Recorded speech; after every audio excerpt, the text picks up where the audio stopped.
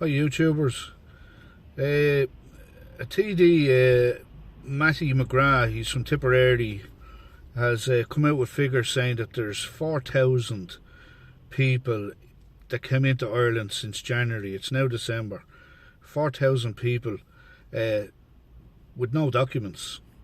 Now most of these would have flown in on a plane and would have ditched their documents by the time they got off the plane and got to where immigration desks and stuff, border control. Now, 4,000 doesn't seem like much, but another TD in March, Michael McGrath, said about refugees in general, and especially he was just relating to the Ukrainians, it would cost 400 to 500 million to keep 10,000 Ukrainians, right? So that works out at 50,000 a pop, right?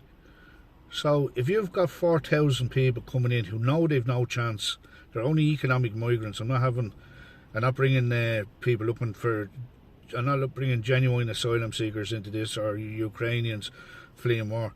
These are people who know that they're no chance of getting asylum here because they don't qualify. These are people who are ditching their documents. These are people, the minute they hit our shore, commit a criminal act by trying to enter this state without documentation. They had it 10 minutes before when they were on the plane, right? So, with that in mind, multiply 4,000 people that are doing this by 50,000 euro. Figures in England was that it costs 51 sterling, but I'm only going by what, say, Michael McGrath was saying last March, that it cost 400 to 500 million, and this was before inflation went nuts. So, right, if it costs 500 million for 10,000, obviously it's going to cost, 250 million for 5,000, and for 4,000 you're talking 200 million.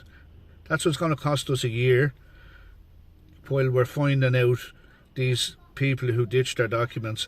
It's going to take time to look into where are they from, then are they entitled to asylum, which we know they're not, and then this is another thing, they will make a case to the High Court, etc., appealing the decision, right? So that could take 5 years. So without legal fees now, just housing them and keeping them safe, that's going to cost 250,000 each for one of those 4,000 people that are scammers, that know that they've no way are they entitled to coming in. Because if you have documents on the plane, a plane won't let you travel. An airline won't let you travel unless you've got proper ID. So when they land here by plane, they're ditching their documents because they know that the country they're from is not at war, or they know that they don't follow the criteria to become an asylum seeker. But for one of those people, the way they contest things and all, even if they're here, say, 5 years, each one of those 4,000 are going to cost 250,000 for 5 years.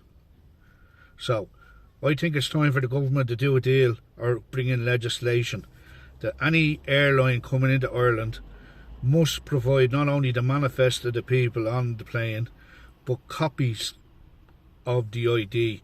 And if that goes against GDPR and all, they should go through the proper channels in Europe so that every country gets that changed.